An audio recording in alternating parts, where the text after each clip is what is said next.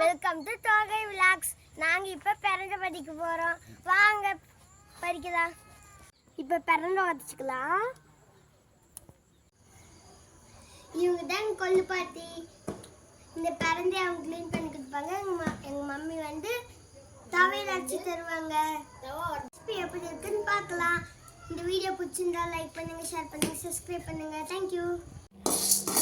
இப்போ வானல்ல 2 டீஸ்பூன் உளுந்து போட்டுக்கலாம். பொன்னிறமாக வறுத்து எடுத்துக்கலாம்.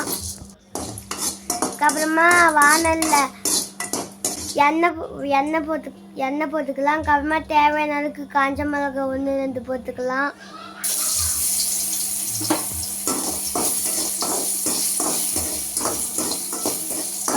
அப்புறமா வந்து இஞ்சி போட்டு நல்லா வதக்கிக்கலாம். இப்போ இஞ்சி வதக்கி எடுத்துக்கலாம்.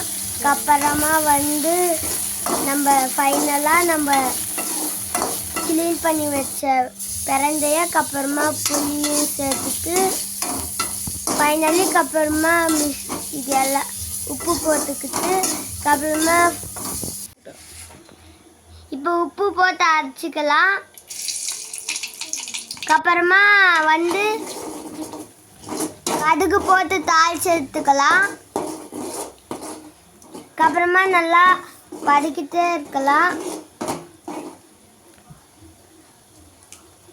அப்புறம் சாப்பிடலாம்.